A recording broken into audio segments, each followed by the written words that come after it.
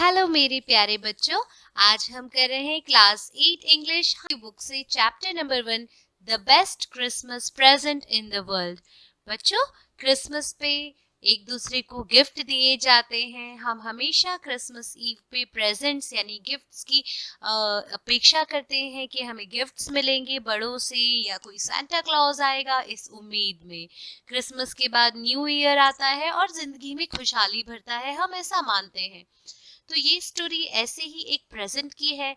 हमें ये ढूंढना है कि इस स्टोरी में किसको प्रेजेंट मिल रहा है क्रिसमस की ईव पर। तो कहानी शुरू करने से पहले हमें यहाँ पे कुछ दिया हुआ है। Before you read, there are some dates or periods of time in the history of the world that are so significant that everyone knows and remembers them. History में हम लोगों ने बहुत से ऐसी तारीखें देखी है, ऐसे डेज देखे हैं, ऐसे इवेंट्स देखे हैं, चाहे वो युद्ध के हों या कोई बहुत ही अहम बात हो, तो हम उन दिनों को हमेशा याद रखते हैं।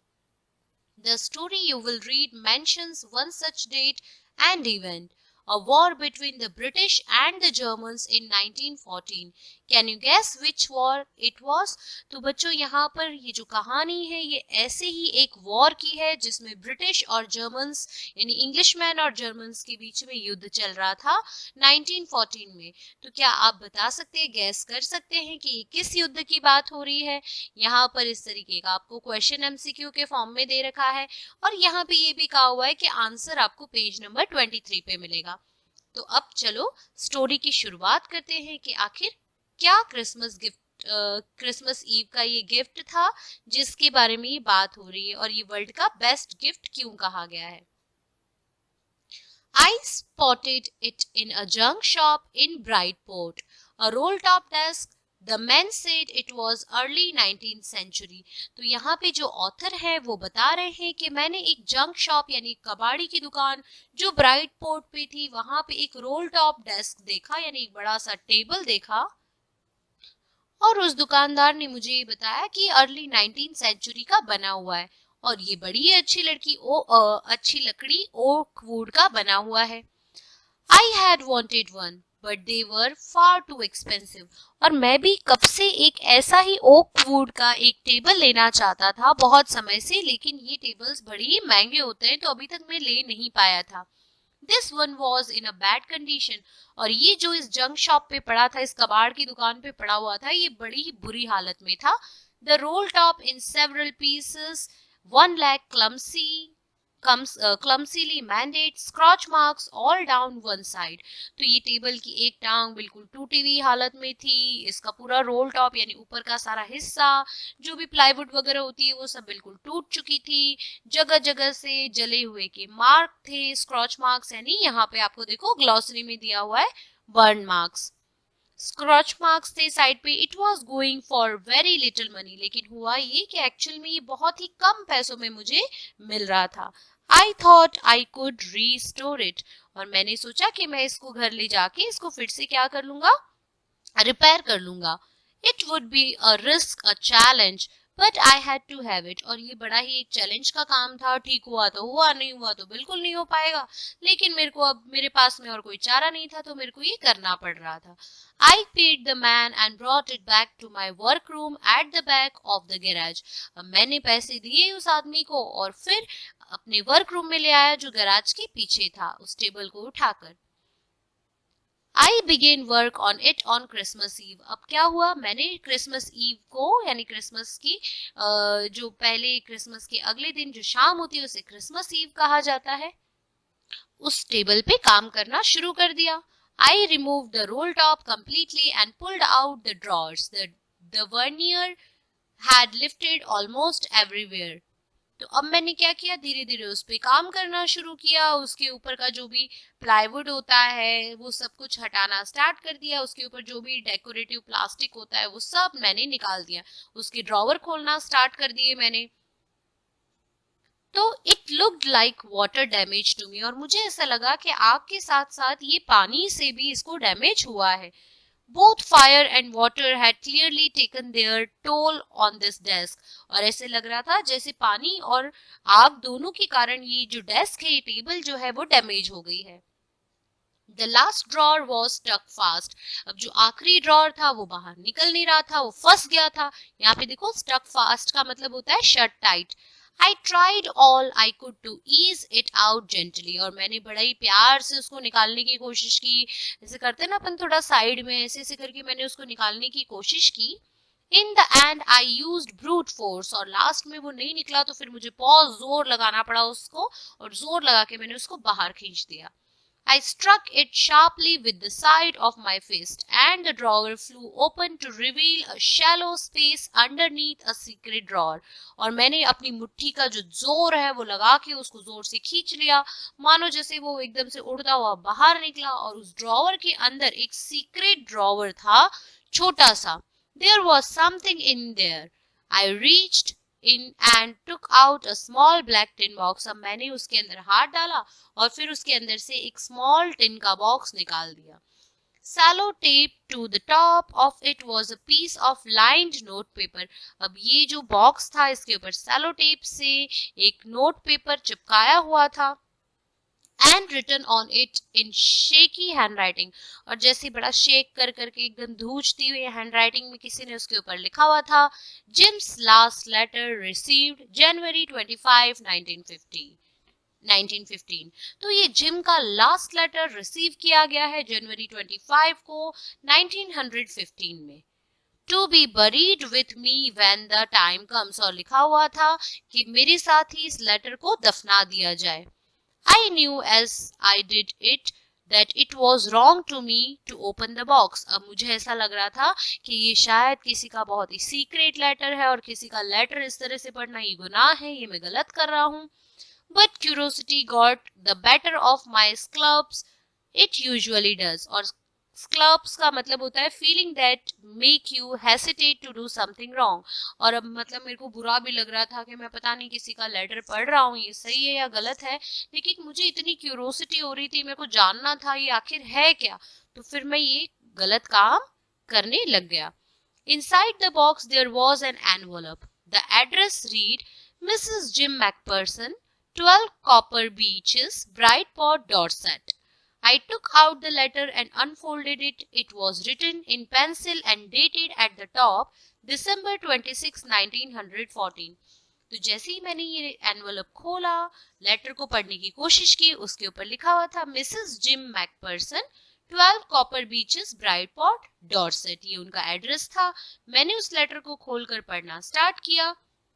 लेटर जो है वो पेंसिल से लिखा गया था और लेटर के टॉप पर डेट लिखी हुई थी 26 दिसंबर 1914. और अभी अभी हमने ऊपर देखा था यहाँ पर कि ये लेटर 25 दिसंबर 1915 को रिसीव किया गया था. तो यहाँ पर हमें पता चलता है कि 1 महीने की ड्यूरेशन थी इस लेटर को लिखने और इस लेटर को रिसीव करने के बीच में. तो अभी ये लेटर क्या था, ये लेटर कौन है, ये मिसेस मैकपर्सन, जिम कौन है जिसने ये लेटर लिखा है, अब ये स्टोरी हमें जाननी है. तो ये पार्ट 2 यहाँ से शुरू हो रहा है बच्चों.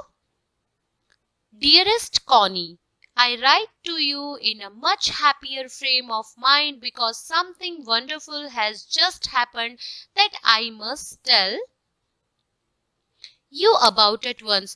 तो यहाँ पे लेटर की शुरुआत की गई है डियरेस्ट कॉनी, यानी मेरी प्यारी कॉनी. यहाँ पर जिम मैकपर्सन नाम के एक इंसान है जिन्होंने अपनी वाइफ को ये लेटर लिखा है और वो कह रहे हैं कि आज मैं बहुत खुश हूँ, बहुत खुशी के माहौल में हूँ और मुझे आज ये तुम्हें एक लेटर लिखना ही था.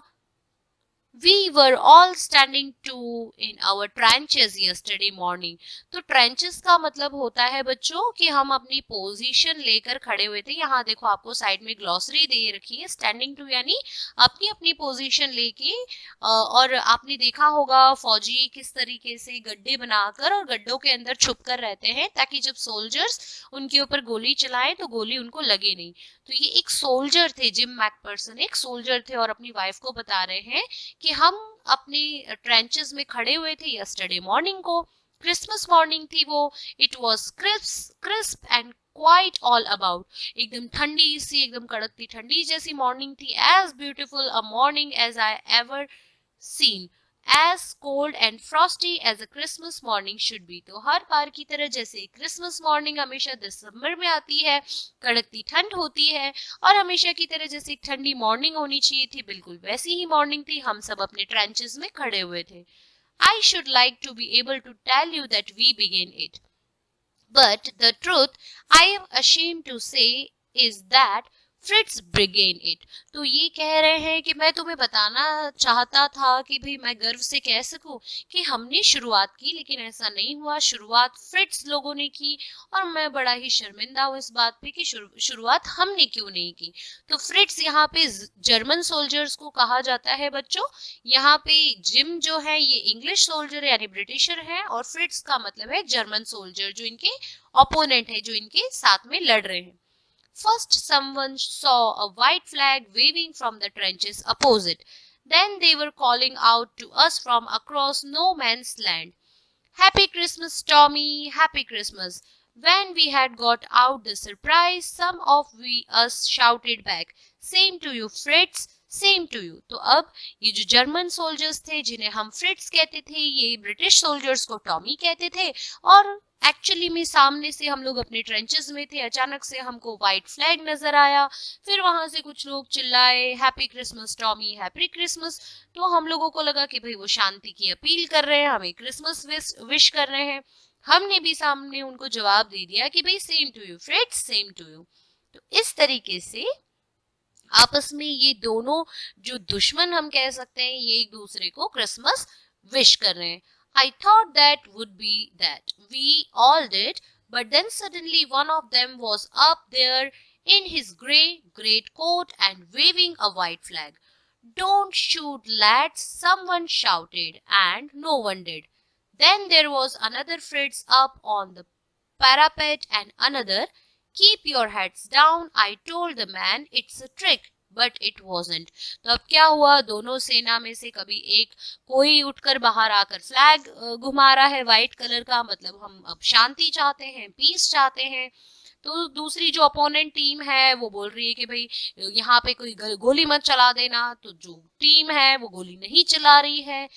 तो सामने वाली सेना है उसको लग रहा है कि भाई यहाँ पे ये लोग कुछ नौटंकी कर रहे हैं और ऐसे बेवकूफ बना के कहीं गोली चला देंगे, तो भाई सब हेड डाउन कर लो, ये ट्रिक लग रही है, मतलब बेवकूफ बनाया जा रहा है हमें। तो इसके बाद देखो, one of the Germans was waving a bottle above his head. It is Christmas day, Tommy. We have snaps, we have sausage. We meet you, yes. By this time there were dozens of them walking towards us across no man's land and not a rifle between them. तो अब जो Germans थे वो कुछ bottles अपने sir पे wave कर रहे थे, वो बोल रहे थे कि भाई हमारे पास कुछ स्नैप्स है, कुछ सॉसेज है। मतलब यहाँ पर ये बता रहे हैं, देखो स्नैप्स का मतलब होता है a German drink made from grain. तो उनके पास कुछ खाने के लिए कुछ सॉसेज थे, कुछ ड्रिंक्स थे, और वो बोल रहे हैं कि हम लोग बड़ी मुश्किल से आपस में मिले हैं भाई, हम लोग साथ में मिलके कुछ टाइम स्पेंड करते। और फिर वो धीरे धीरे डजन्स यानी बहुत ज्यादा मात्रा में आने लगे।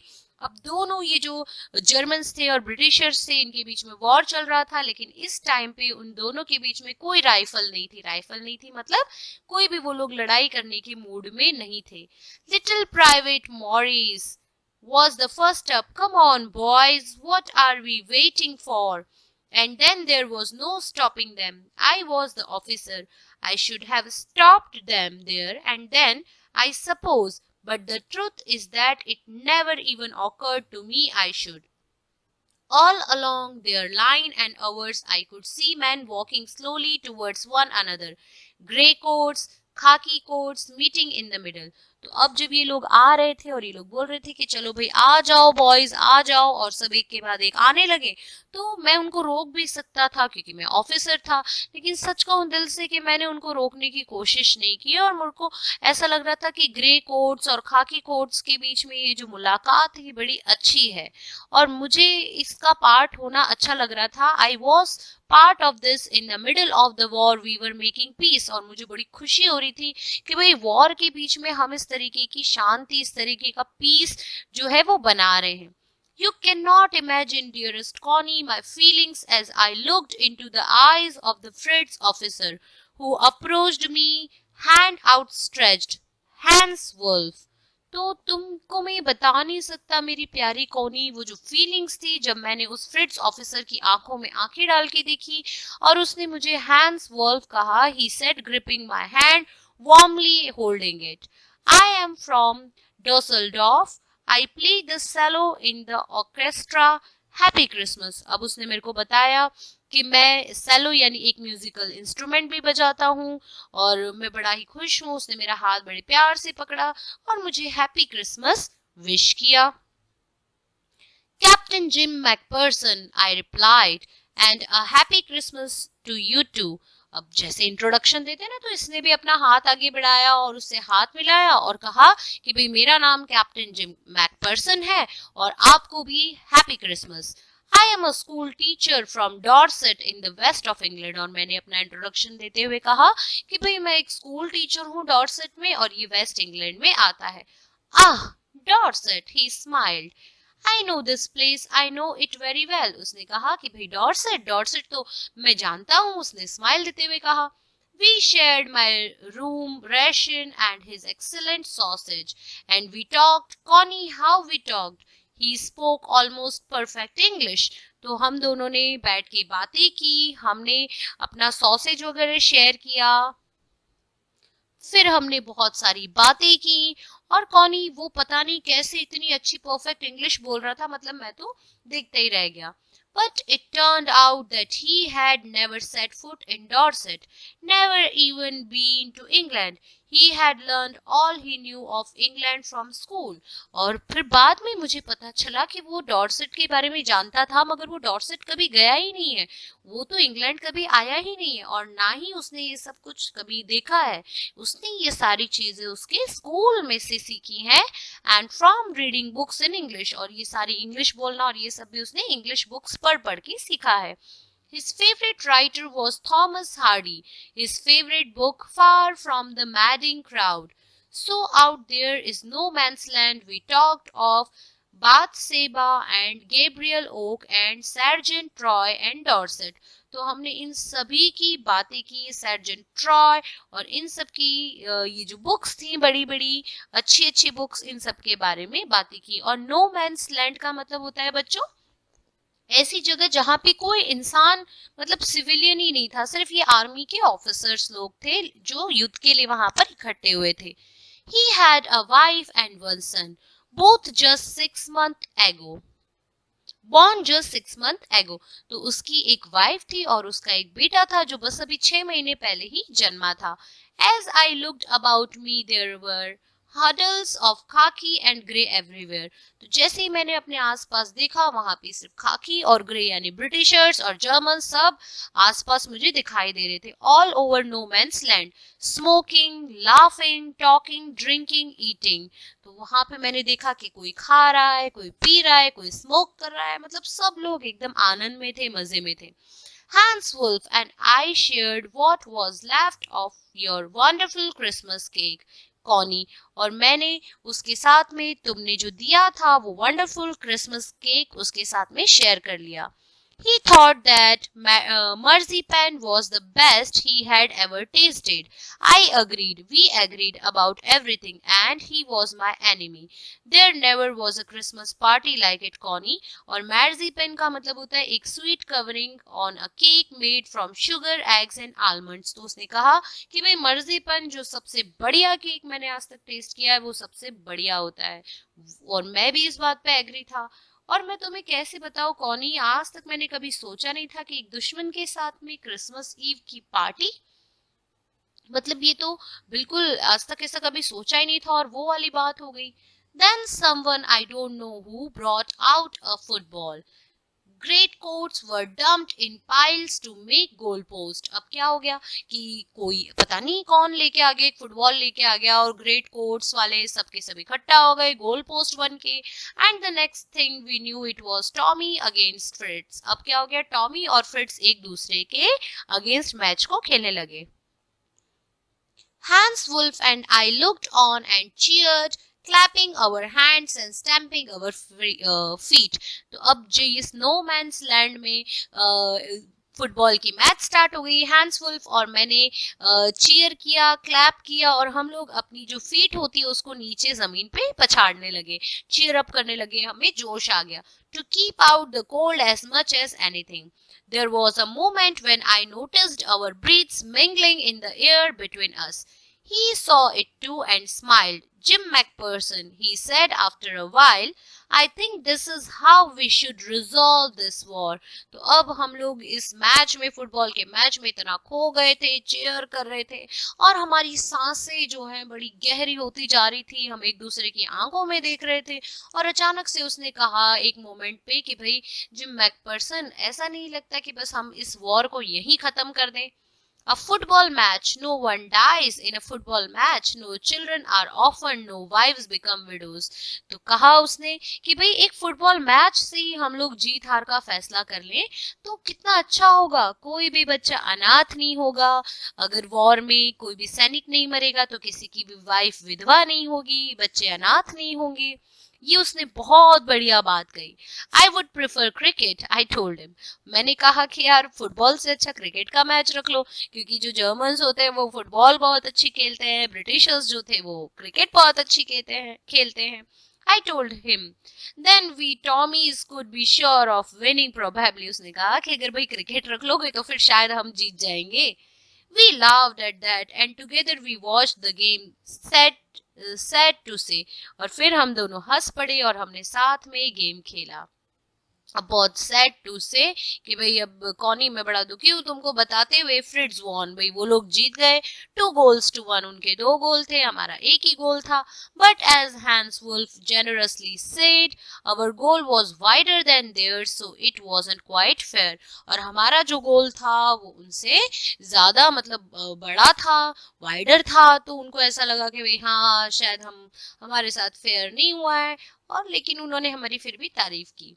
The time came, and all too soon, when the game was finished, the snaps and the rum and the sausage had long since run out, and we knew it was all over. अब ये game खत्म हो गया, हमारे खाने पीने की चीजें सब, जो हम पार्टी कर रहे थे, हमारा रम जो हम पी रहे थे, वो सब कुछ खत्म हो गया और अब मतलब जाने का समय आ गया, अलग होने का समय आ गया, ऐसा लग रहा था। I wished Hans well and told him I hoped he would see his family again soon, that the fighting would end and we could all go home. अब मैंने उसको हैंस वुल्फ को कहा कि भाई जल्दी ही ये वॉर खत्म हो जाए और तुम अपने परिवार को देख सको, ये फाइटिंग खत्म हो जाए और हर फौजी अपने अपने घर जा सके, मैं ऐसी ही दुआ करता हूँ। ये मैंने हैंस वुल्फ को कहा। I think that is what every soldier wants on both sides, Hans Wolf said. अब हैंस वुल्फ ने कहा कि हाँ भाई हर एक सोल्जर, चाहे वो इस साइड का हो या उस साइड का, सब यही सोचते हैं कि वॉर वगैरह जल्दी खत्म हो, वो अपने घर जा सके। Take care Jim McPherson, I shall never forget this moment nor you. अब उसने कहा कि भाई जिम मैकपर्सन तुम अपना ख्याल रखना, मैं ये जो आज हमने टाइम स्पेंड किया है ये कभी भी नहीं भूलूंगा। He saluted and walked away from me slowly, unwillingly I felt. और उसने क्या किया, मुझे सल्यूट किया और फिर धीरे धीरे वहां से निकलने लगा, अनविलिंगली यानी बेमन से, जैसे कि उसका जाने का मन ही ना हो, ऐसा मुझे महसूस हुआ। He turned to wave just once and then became one of the hundreds of grey-coated men drifting back towards their trenches. अब वो जितने भी सिपाही यहाँ पे आए थे वो सारे के सारे अपने ट्रेंचेस में जाने लगे और फिर से वही की वही बातें जैसे शुरू हो गई। That night back in our dugouts, we heard them singing a carol and singing it quite beautifully. और उस रात को हम अपने अपने डगआउट्स में, डगआउट्स का मतलब होता है, यहाँ पे देखो दिया हुआ है, a shelter for soldiers made by digging a hole in the ground and covering it. तो बच्चों डगआउट्स का मतलब होता है कि ऐसा एक शेल्टर, ऐसी एक जगह जहाँ पे सोल्जर्स डिग कर करके होल के अंदर, ग्राउंड के अंदर रहते हैं और अपने आप को कवर कर लेते हैं, जैसे सूखे पत्तों से कवर कर लेते होंगे। तो वहां पे हमने सुना कि वो लोग कैरोल गा रहे थे। कैरोल का मतलब होता है कैरल का मतलब होता है कि जो क्रिसमस पे जो गाते हैं ना, क्रिसमस ईव पे जो सॉन्ग्स गाते हैं वो सब गा रहे थे और वो बहुत ही सुंदर तरीके से गा रहे थे. It was still a नेचर्ड silent night. Our boys gave them a rousing chorus of while shepherds watched. और हम हमारे उस साइड से वो लोग गा रहे थे और हमारे बॉयज ने भी कुछ म्यूजिक कोरस वगैरह देने की उनको कोशिश की. और जो शेफर्ड से आसपास के चरवाहे जो वो लोग उनको सबको नोटिस कर रहे थे, देख रहे थे. We exchanged carols for a while and then we all fell silent. We had had our time of peace and goodwill, a time I will treasure as long as I live. और हम लोगों ने उस silent रात को exchange किए, एक दूसरे की गुडविल्स, एक दूसरे के लिए दुआएं. और मुझे लगता है कि इस यादों का ये जो खजाना है ये तब तक मेरे दिल में रहेगा, मैं इसे कभी नहीं भूलूंगा जब तक मैं जिंदा रहूंगा.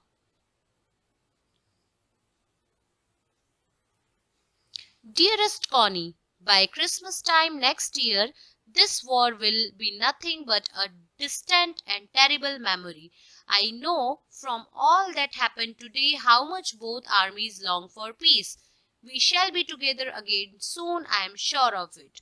और कॉनी, मुझे ऐसे लगता है कि अगले साल की क्रिसमस जब आएगी तब तक ये war, this war will be nothing but a distant and terrible memory. और ये मेमोरी जो है ये खत्म हो जाएगी, ये जो युद्ध वगैरह हुआ था. लेकिन मुझे ऐसा लग रहा है कि हम दोनों आर्मीज के बीच में पीस हो जाएगा और हम सब एक हो जाएंगे. Your loving gym. तो यहाँ पे इस जिम मैकपर्सन ने ये लेटर लिखा था अपनी वाइफ को, जिससे वो बहुत प्यार करते थे, कॉनी को. अब देखो बच्चों, ये लेटर तो उन्होंने लिखा था. अब इस लेटर का क्या करता है हमारा ऑथर, उसको समझते हैं. तो पार्ट 3 स्टार्ट हो रहा है स्टोरी का. I folded the letter again and slipped it carefully back into its envelope. मैंने उस लेटर को ढंग से बंद कर दिया जैसे वो बंद था और उसे वापस से एनवेलप में डाल दिया. I kept awake all night. और मैं रात भर सो नहीं पाया. By morning I knew what I had to do. और मुझे ऐसा लगा कि भाई मुझे सुबह उठते ही फटाक से जाना है और उस कॉनी को, यानी जो मिसेस जिम मैकपर्सन थी, उनको ये लेटर पहुंचाना है. I drove into Brightport, just a few miles away. I asked a boy walking his dog where Cooper Beaches was. अब जो उनका एड्रेस था वहां पे मैंने क्या किया, जाके पता लगाया कि भाई ये कूपर बीचेस कहाँ है. House number 12 turned out to be nothing but a burned out shell. The roof gaping, the windows boarded up. तो अब जैसे ही मैं हाउस नंबर 12 में पहुंचा तो मैंने देखा वहां तो कुछ था ही नहीं. पूरा का पूरा घर जल चुका था. रूफ वगैरह यानी उनका जो शेड वगैरह था वो सब टूट गया था. विंडोज मतलब कुछ भी थी नहीं. तो मैंने क्या किया, I knocked at the house next door and asked if anyone knew the whereabouts of a Mrs McPherson. तो मैंने पड़ोसियों के जाके गेट खटखटाए और मैंने उनसे पूछा कि भाई कोई जानता है मिसेस मैकपर्सन के बारे में कि वो कहाँ है. Oh, yes, said the old man in his slippers. He knew her well. A lovely old lady, he told me, a bit muddle-headed. तो पड़ोस में रहने वाले एक बूढ़े आदमी ने बताया कि हाँ भाई वो उस ओल्ड लेडी को, लवली ओल्ड लेडी को जानते थे और उन्होंने उसके बारे में मुझे बताया. Muddled headed, but at her age she was entitled to be, wasn't she? तो मडल हेडेड का मतलब होता है बच्चों कंफ्यूज. मतलब वो कंफ्यूज्ड थे थोड़े से उसके बारे में, लेकिन उन्होंने उसके बारे में थोड़ा सा बता दिया. 101 years old. She had been in the house when it caught fire. तो वो बता रहे हैं कि वो 101 साल की लेडी है और वो घर में थी जब इस घर में आग लग गई थी. No one really knew how the fire had started, but it could well have been candles. और किसी को अंदाजा ही नहीं लगा, किसी को पता ही नहीं है कि घर में आग कैसे लग गई, लेकिन शायद ऐसा लगता है कि भाई कैंडल्स के कारण आग लगी होगी. She used candles rather than electricity. क्योंकि वो जो लेडी थी उसे इलेक्ट्रिसिटी से ज्यादा कैंडल यूज करना पसंद था. Because she always thought electricity was too expensive. क्योंकि उसको लगता था कि इलेक्ट्रिसिटी बड़ी ही महंगी है, उससे बेटर है candles. The fireman had got her out just in time. She was in a nursing home now. He told me Burlington house on the Dorchester road on the other side of town. तो उन्होंने बताया कि भाई वो अभी एक nursing home में है जो बर्लिंगटन हाउस के नाम से जाना जाता है, डॉर्चेस्टर रोड जो है अपोजिट साइड ऑफ टाउन में। तो उसको वहां ले जाया गया है, ये उस बूढ़े आदमी ने, उस बूढ़े नेबर ने बताया। अब देखते हैं आगे क्या करता है author. I found Burlington house nursing home easily enough, और मेरे को ये बर्लिंगटन नर्सिंग होम जो था ये बड़ी आसानी से मिल गया। There were paper chains up in the hallway and lighted Christmas tree stood in the corner with a loop-sided angel on top। तो अब क्रिसमस का दिन था, ये गया वहां पर बर्लिंगटन हाउस में, वहां पे पूरी की पूरी सजावट हो रखी थी क्रिसमस डे सेलिब्रेशन की। I said I was a friend come to visit Mrs McPherson to bring her a Christmas present. और वहां पे लिखवाते हैं ना, कहीं पे भी अपन जाते हैं तो वहां पे पूछा जाता है भाई आप क्यों आए हैं, तो मैंने वहां पे विजिटर्स डायरी में लिखवाया कि मैं एक फ्रेंड हूँ जो मिसेस मैकपर्सन से मिलने आया हूँ और उनके लिए क्रिसमस प्रेजेंट लेकर आया हूँ। I could see through into the dining room where everyone was wearing a paper hat and singing। तो मैं देख सकता था वहां खड़ा खड़ा जो कहते हैं ना रिसेप्शन रूम में से, तो वहां से देखा तो सबके सब पेपर की हैट पहने हुए थे और सब गाना गा रहे थे। The matron had a hat on too and seemed happy enough to see me।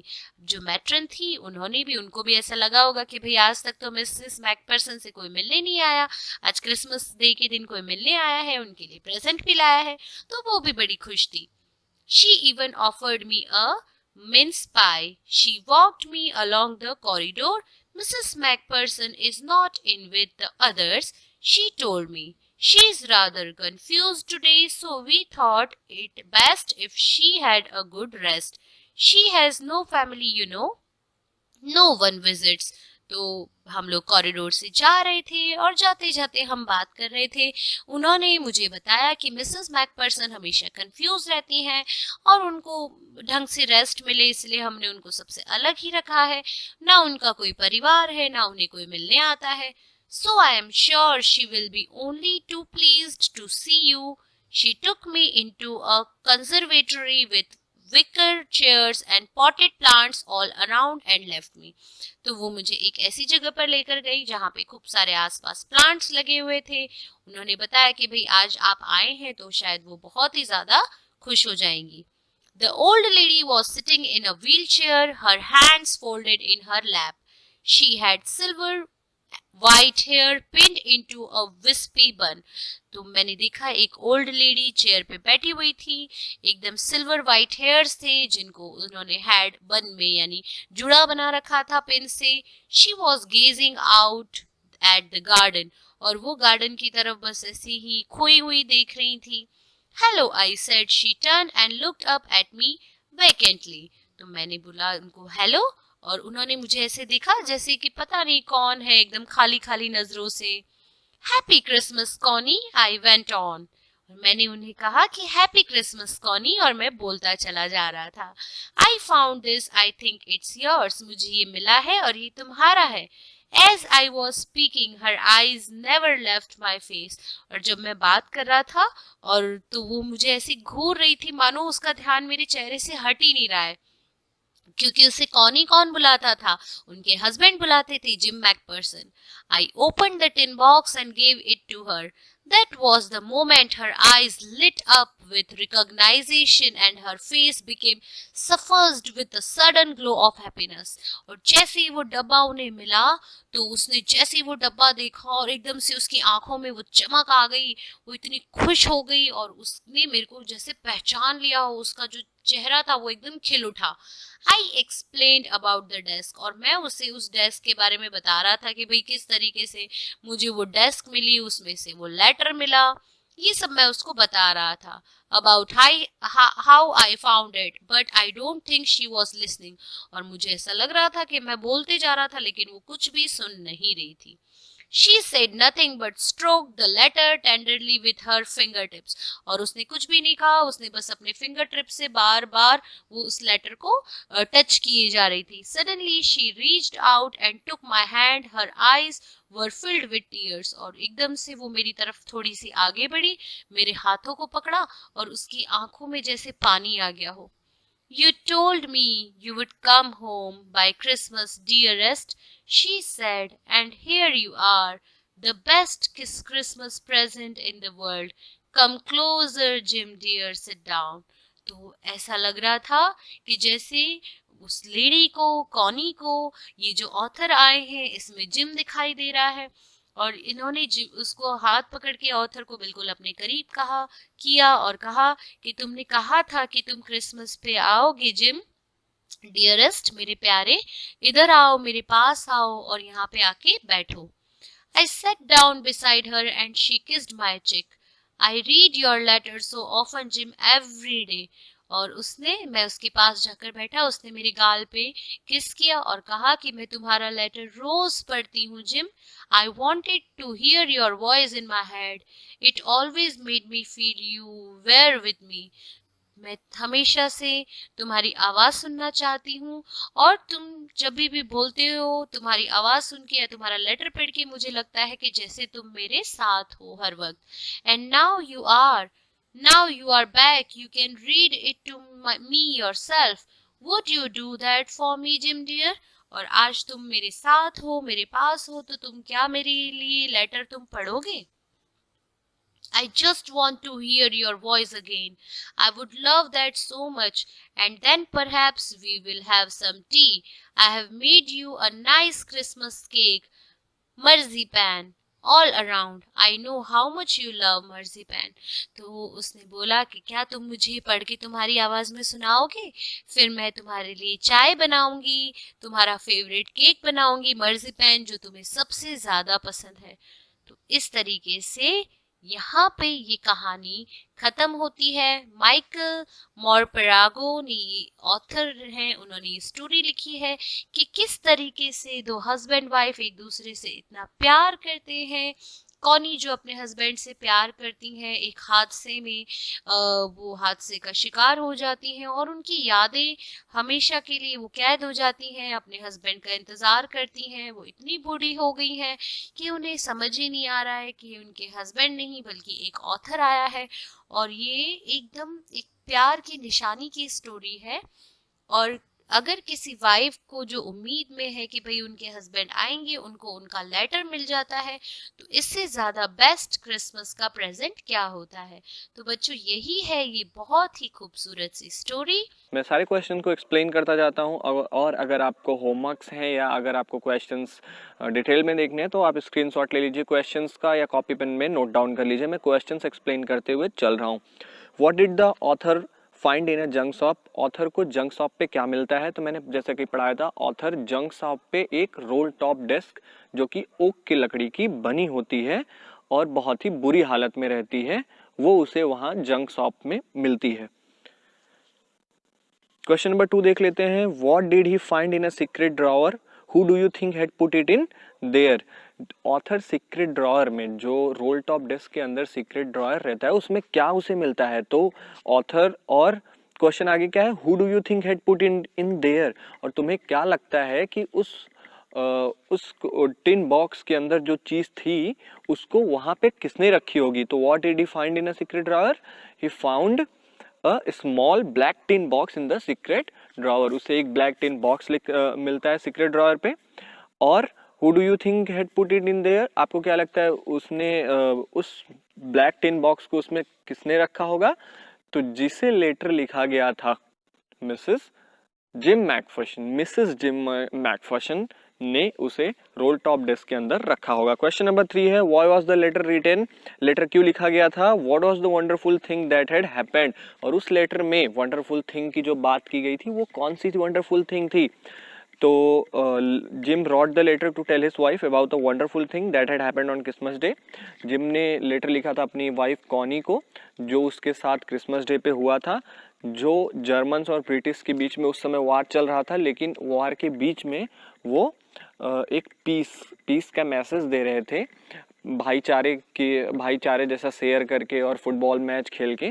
तो इसलिए उसने ये बताने के लिए उसने अपना लेटर लिखा था। और ये वंडरफुल थिंग थी। कौन सी वंडरफुल थिंग? जो वो वॉर के बीच में पीस का संदेश दे रहे हैं, यही वंडरफुल थिंग थी जो उनके साथ हुआ था। क्वेश्चन नंबर 4 है, what jobs did Hans Wolf and Jim McPherson have when they were not soldiers? Jim McPherson और हैंस वुल्फ क्या करते थे जब वो सैनिक नहीं थे? तो हैंस वुल्फ जो कि डसेल्डॉर्फ से था, वो क्या करता था? वो एक ऑर्केस्ट्रा में सेलो प्ले करता था। सेलो एक लार्ज वायलिन है, मैंने बताया था फर्स्ट पार्ट में, लार्ज वायलिन है, वही बजाता था। और जिम मैकफर्सन एक स्कूल टीचर था डॉर्सेट में, जहां वो रहता था। Question number 5, had Hans Wolf even been to Dorset? Why did he say he knew it? Hans Wolf क्या कभी डॉर्सेट आया था? उसने क्यों कहा कि वह डॉर्सेट को जानता है? तो हैंस वुल्फ कभी भी डॉर्सेट नहीं आया था, लेकिन उसने इसलिए कहा कि वो डॉर्सेट को जानता है क्योंकि उसने डॉर्सेट के बारे में किताबों में पढ़ा था, और भी वो बहुत सारी जगहों से डॉर्सेट के बारे में जानता था। Question number 6, do you think gym Macpherson came back from the war? क्या आपको लगता है कि जिम मैकफर्सन वॉर से वापस आया था? How do you know this? और तुम्हें ये कैसे पता चलता है? तो दोस्तों आपको बता दूं कि जिम मैकफर्सन वॉर से वापस नहीं आया था। और हमें इस बात से पता चलता है कि जब ऑथर जाता है कॉनी को लेटर पहुंचाने, तो कॉनी ऑथर को देख के जिम समझ लेती है, मतलब उसने अभी तक जिम को देखा नहीं था। और इस चीज से हमें पता चलता है कि जो ये जिम है वो शहीद हो चुका है वार में, और वो कभी भी आता नहीं है। अब कंप्रहेंशन चेक टेक्स्ट बुक का कुछ क्वेश्चन से देख लेते हैं। Why did the author go to Bridport? Author Bridport क्यों गया था? तो ऑथर ब्रिटपॉट क्यों गया था? कॉनी को लेटर देने गया था, क्योंकि लेटर में जो एड्रेस लिखा था वो ब्रिटपॉट ही लिखा था। Question number 2, how old was Mrs McPherson now? Mrs McPherson कितनी साल की हो गई थी और वो अब कहाँ है? तो मिसेज मैकफर्सन 101 साल की हो गई थी, और वो एक बर्लिंगटन हाउस नाम के नर्सिंग होम में रहती हैं, जो कि कहाँ पे है? जो कि next side of the town में है। और डॉर्चेट रोड का नाम मैंने आपको बताया था, तो वो उस रोड पे वो शहर के कॉर्नर साइड पे रहती हैं। Who did Connie Macpherson think her visitor was? Connie Macpherson को क्या लगता है कि जो उसका विजिटर है, जो उसे देखने आया है, वो कौन है? तो कॉनी मैकफर्सन उसे जिम मैकफर्सन समझती हैं। तो Connie Macpherson thought that her visitor was her husband gym. Which sentence in the text shows that the visitor did not try to hide his identity? किस बात से, किस वर्ड से, किस सेंटेंस से हमें ये पता चलता है कि ऑथर अपनी आइडेंटिटी, अपनी पहचान नहीं छुपा रहा था? तो जो ये सेंटेंस था कि I explained about the desk, about how I had found it, but I don't think she was listening. इस बात से ये पता चलता है कि विजिटर अपनी आइडेंटिटी छुपा नहीं रहा था। आगे देख लेते हैं। ये वर्किंग विद टेक्स्ट का क्वेश्चन है। क्वेश्चन नंबर 1 है, for how long do you think Connie had kept Jim's letter? आपको क्या लगता है कि कॉनी मैकफर्सन ने जिम के लेटर है कितने दिनों तक रखा है, कितने दिनों से रखा था? और अपने उत्तर को सपोर्ट करिए एक रीजन देके। तो कॉनी ने बहुत दिनों से रखा होगा लेटर को, क्योंकि वो हमेशा बताती थी कि जब ऑथर मिलने गया था कॉनिस, तो कॉनी ने बताया कि मैं तुम्हारी लेटर हमेशा पढ़ती रहती हूँ, क्योंकि ये मुझे तुम्हारे होने की एहसास दिलाता है। तो इससे ये पता चलता है कि जिम ने ये लेटर काफी दिनों से रखा था और उसे पढ़ती होगी।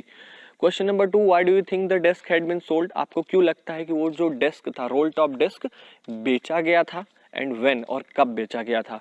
तो हमें लगता है कि जो रोल टॉप डेस्क है ये बेचा गया था तब जब मिसेस मैकफर्सन की घर में आग लगी थी, और ये जो रोल टॉप डेस्क था ये थोड़ा झुलस गया था, जिसकी वजह से इसे बेच दिया गया था। Question number 3, why do Jim and Hans think that games और sports are good ways of resolving conflicts? Do you agree? Jim McPherson और हैंस वुल्फ को क्यों लगता है जो गेम्स हैं, स्पोर्ट्स हैं, ये वॉर को सुलझाने में मदद कर सकते हैं? क्या आप भी इससे सहमत हैं? तो उन्हें इसलिए लगता था कि जो गेम से हम वॉर सुलझा सकते हैं, क्योंकि गेम खेलने में तो ना कोई जो वाइफ है वो विडो होगी, ना कोई बच्चा जो है वो ऑर्फन होगा। तो इससे कोई हार्म नहीं होगा और हमें डिसाइड भी हो जाएगा कि कौन जीता। तो मैं तो फुल्ली सपोर्ट करता हूँ इस वे को। आप अपना व्यू दीजिए या क्वेश्चंस में जो आंसर लिखा गया है उसमें देख सकते हैं। Question number 4. Do you think the soldier of the two armies are like each other or different from each other? Find evidence from the story to support your answer. आपको क्या लगता है कि आर्मीज जो थी, जो द ग्रेट कोर्ट्स, जो German army थी, जो ब्रिटिश की आर्मी थी, वो दोनों अलग थी या सेम थी? आपको क्यों लगता है? ऐसा स्टोरी से कुछ एविडेंस निकालिए जिससे आपको लगता है कि वो सेम है, तो क्यों सेम है, अलग है तो क्यों अलग है। The soldiers of the two आर्मीज were like each other. दोनों हमने देखा कि वो दोनों एक दूसरे की तरह ही थे, क्योंकि दोनों मौज मस्ती करते थे। दोनों जो साइड के आर्मीज थी वो फैमिली वाले थे, दोनों एक जैसे ही थे लगभग। तो आंसर है, आप देख सकते हैं यहाँ पे। Question number 5. Mention the various ways in which the British and the German soldiers become friends and find things in common at Christmas. The British and the German troops celebrated Christmas with each other. जो British और German के soldiers थे उन्होंने एक दूसरे के साथ Christmas बिताई, क्रिसमस पे टाइम स्पेंड किया। They enjoyed each other's food. उन्होंने एक दूसरे का खाना भी खाया और स्मोक किया एक साथ हंसे, एक साथ बातें की, एक साथ ड्रिंक जो स्नैप्स था वो पिया, और खाना जो सॉसेस था उनके पास वो एक दूसरे से शेयर किया। हैंस वुल्फ और जिम मैकफर्सन ने क्या किया? क्रिसमस केक जो कॉनी ने बनाया था उसको शेयर किया, और वो बातसेवा, गैब्रियल ओक, सर्जेंट ट्रॉय और डॉर्सेट के बारे में भी नो मैंस लैंड पे बैठ के बातें कर रहे थे। और उन्होंने इस बारे में भी बात की कि वो कौन सी बुक पसंद करते हैं, कौन सी बुक नहीं पसंद करते, और वो एक दूसरे की बात पर सहमत भी थे। और बाद में जो सोल्जर्स थे वो फुटबॉल भी खेला उन्होंने, और जिम मैकफर्सन और हैंस वुल्फ उनका हौसला बढ़ा रहे थे, उन सोल्जर्स का हौसला बढ़ा रहे थे। कि कैसे हौसला बढ़ा रहे थे? अपने पैर को बार बार पटक रहे थे जमीन पे, ठंड को भी दूर रखने के लिए। और उन्होंने क्या किया? उन्होंने गाने भी गाए उस रात। तो इस तरीके से हमें पता चलता है कि जो ब्रिटिश और सोल्जर्स आर्मी थी वो एक दूसरे की फ्रेंड बन चुकी थी। What is Connie's Christmas present? Connie का क्रिसमस प्रेजेंट क्या था? Why is it the best Christmas present in the world? Connie का क्रिसमस प्रेजेंट क्या था और कॉनी का क्रिसमस प्रेजेंट, कॉनी ने क्यों ऐसा कहा कि ये मेरे क्रिसमस का बेस्ट प्रेजेंट है? तो कॉनी का क्रिसमस प्रेजेंट ये था जो उसका हस्बैंड जिम मैकफर्सन वापस आ गया था, ऐसा उसे लगता था, लेकिन ऐसा हुआ नहीं था। और ये इसलिए था क्योंकि ये जिम मैकफर्सन ने वादा किया था कॉनी से कि वो क्रिसमस तक आ जाएगा, और वो सचमुच क्रिसमस तक आ गया है, इसलिए वह एक बेस्ट क्रिसमस प्रेजेंट है उसके लिए। Question number 7. What do you think the title of the story suitable for it? Can you think of any other title? आपको क्यों लगता है कि स्टोरी का टाइटल सुटेबल है? और अगर नहीं सुटेबल है तो आप अपना एक तरीका अपना टाइटल दीजिए। तो मुझे तो लगता है टाइटल का स्टोरी सुटेबल है, क्योंकि the best Christmas present in the world मतलब कि इस दुनिया का सबसे अच्छा क्रिसमस प्रेजेंट वही हो सकता है, अपनों को घर देखना, अपनों को सामने देखना। तो आप इस आंसर पढ़ सकते हो, और अगर आपका अदर कोई व्यू है तो आप अपने हिसाब से लिख सकते हो, इसमें मार्क्स डिडक्ट नहीं होंगे।